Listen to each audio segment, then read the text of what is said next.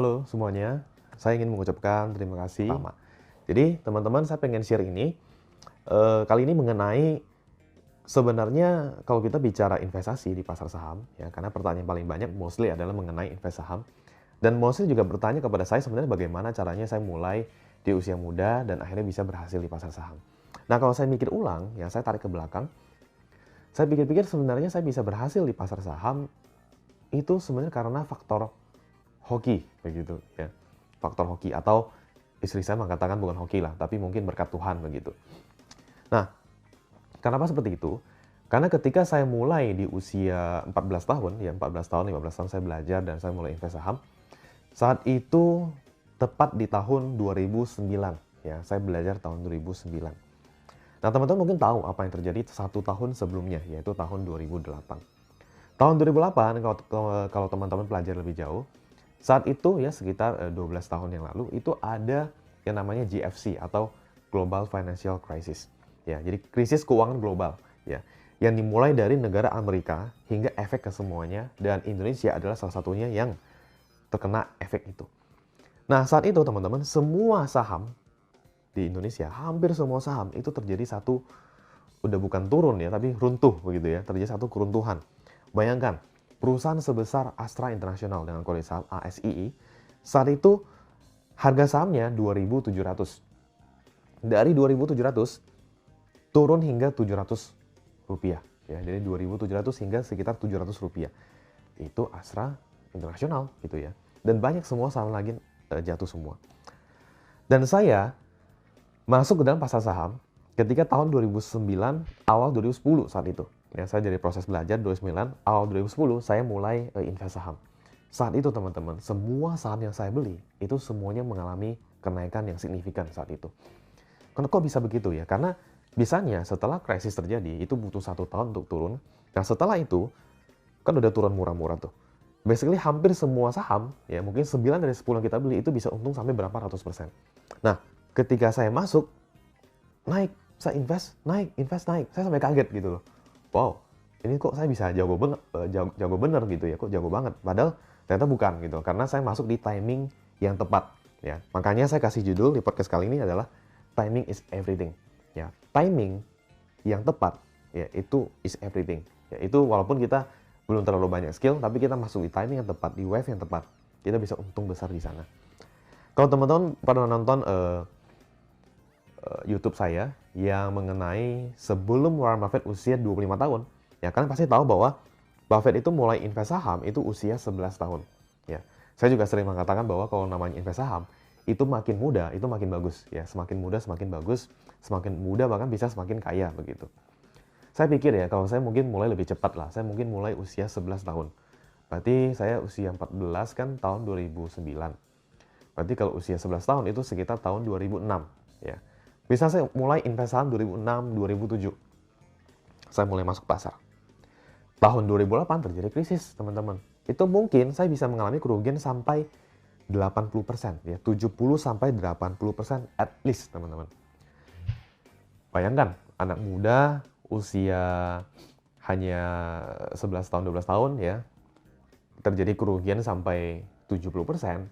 Apakah ya akan tetap di dalam pasar? Mungkin enggak. Mungkin sudah keluar dari pasar saham. Mungkin saya akan mengatakan bahwa benar ya ternyata saham itu bikin bangkrut ya. Benarnya ternyata saham itu rugiin orang begitu. Dan mungkin saya akan seumur hidup dengan mengatakan bahwa atau sharing ke orang, jangan pernah invest saham karena itu bisa merugikan atau bisa bikin bangkrut begitu. Nah, tapi saya sangat bersyukur ya. Saya nggak tahu apa-apa, saya masuk pasar pas di tahun 2009-2010. Akhirnya gara-gara saya invest, saham apapun yang saya beli naik untung besar. Nah, saat itu di posisi saya mulailah terbentuk satu kepercayaan diri, ya, satu kepercayaan diri, dan saya mengatakan kepada diri saya bahwa oke, saya akan lanjutkan ini terus sampai ke depan, saya akan komitmen begitu. Nah, sebenarnya itu yang terjadi, teman-teman. Ya, jadi kalau saya kecepatan ya yang harusnya lebih mudah, lebih bagus, ternyata malah kacau gitu ya. Malah mungkin saya nggak akan ada di pasar. Jadi, poin saya di kali ini adalah timing is everything, ya. Kalau kita tahu, kalau teman-teman pelajari lebih jauh, sebenarnya krisis itu, ya krisis keuangan, itu terjadi hampir sekitar 10 tahunan satu kali, ya. Ray Dalio mengatakan itu, ya. Terus kemarin saya pernah ketemu dengan Mary Buffett, ya. Dia juga mengatakan itu. Kita kalau lihat posisi uang cashnya si Warren Buffett, dia bahkan punya uang cash terakhir saya lihat ada 130 miliar. Tapi bukan rupiah, 130 miliar US dollar. Bayangkan, 130 miliar US dollar. Nah, teman-teman coba kaliin dengan 14.000, yaitu kira-kira berapa, ya. Itu dari ribuan triliun, teman-teman. Hampir menyentuh 2.000 triliun. Kok si Buffett bisa menyiapkan cash sebanyak itu? Untuk apa gitu ya? Sudah tentu mungkin untuk mempersiapkan kalau misalnya krisis terjadi, ya, dia bisa masuk ke dalam pasar.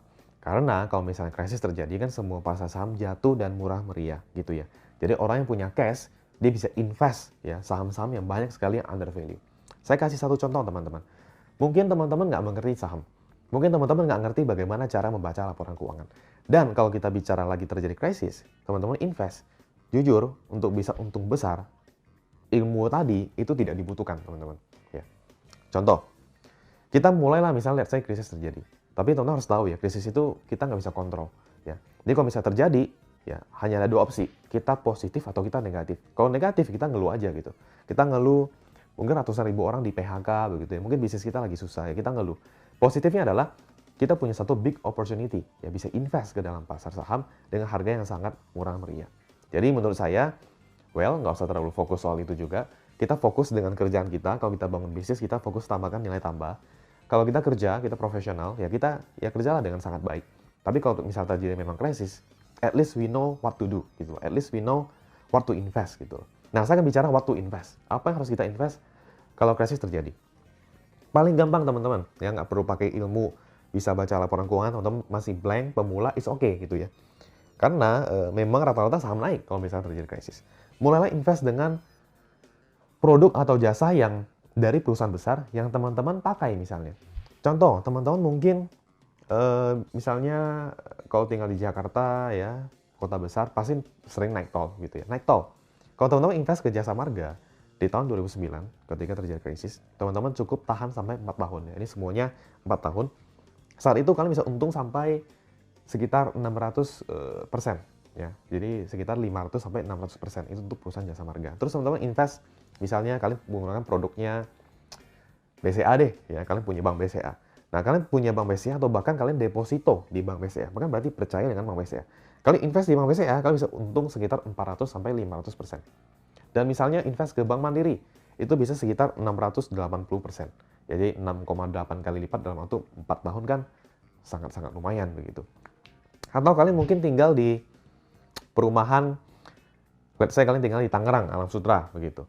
Nah, kalian invest di Alam Suteranya. Kalian bahkan bisa untung 20 kali lipat, teman-teman. Ya, kalau kalian beli tanahnya di Alam Sutera, kalian beli rumahnya, belum tentu untung 20 kali lipat. Mungkin 3-4 kali lipat bisa, gitu ya. Tapi kalau kalian invest sahamnya saat itu, 20 kali lipat. Atau kalian sering belanja di S Hardware, ya, dengan kode saham ACES, ya. Itu saat itu juga keuntungannya sekitar 20 kali lipat atau 2000%. Bayangkan, teman-teman. Beli 2009, jual sekitar 2013-2014, kalian bisa untung sampai 20 kali lipat di S Hardware. Ya, kalian bisa cek sendiri soal itu. Terus apa lagi? Mungkin kalian suka menggunakan produknya, ini, ya. Mungkin kalian sering beli Starbucks, ya. Starbucks, Burger King, gitu ya. Dan semua brand fashion milik Mitra Adi Perkasa, ya. Dia kan punya ratusan brand, teman-teman. Mitra Adi Perkasa. Kalian invest ke Mitra Adi Perkasa, kalian bisa untung sekitar 2.700%. Berarti sekitar ya 27 kali lipat lah. Around that ya. 25 sampai 30 kali lipat. Kalau kalian invest pas tahun 2009. Bayangkan, kita udah bicara berapa kali lipat. Sudah bukan berapa sekian persen gitu loh. Nah, itu hanya dari invest yang teman-teman tahu gitu. Invest yang teman-teman mengerti brandnya dan kalian punya produknya dan kalian yakin bahwa ini adalah company-company yang anti krisis. Dia sudah pernah melewati beberapa krisis sebelumnya gitu. Nah, ada pepatah mengatakan bahwa sebenarnya kesuksesan itu adalah hasil dari persiapan dengan waktu yang tepat gitu ya. Jadi kita sudah persiapan dan bertemu dengan kesempatan yang waktu yang tepat, akhirnya kita sukses gitu. Dan saya sangat setuju dengan itu ya, karena kalau kita tidak siap, bisa kita punya timing yang tepat, kita punya kesempatan gitu ya, tapi kita nggak siap kita nggak siap secara ilmu, secara pengetahuan, atau timnya belum siap, ya akhirnya kesempatan itu cuma lewat doang di depan kita, teman-teman. Tapi kalau kita siap, kita ngerti cara invest dan lain-lain, dan ketika ada kesempatan, kita akan bisa siap masuk ke dalam pasar saham. Jadi menurut saya, pesan saya di video ini ya, paling penting kalau kita bicara invest ini, khususnya di pasar saham, timing is everything. Ya, kita harus masuk di momen tepat. Itu adalah yang kunci yang paling penting, teman-teman. Karena kenapa? Kalau kalian kuasai ilmu invest saham, jago sekali, hebat sekali. Tapi di timing yang salah, teman-teman. Posisi market lagi turun, lagi krisis. Kalian mau keluarin jurus investasi apapun, ketika market lagi turun, well, itu kan rugi juga. Saham kalian akan turun juga begitu. Makanya, timing is everything. Nah, saya harap ini satu video singkat yang teman-teman bisa belajar banyak hal.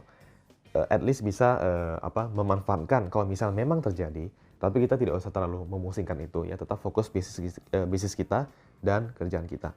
Thank you, semoga bermanfaat, semoga kalian belajar satu hal yang cukup penting untuk bisa meningkatkan aset kalian mungkin sampai beberapa kali lipat ya. Oke, thank you.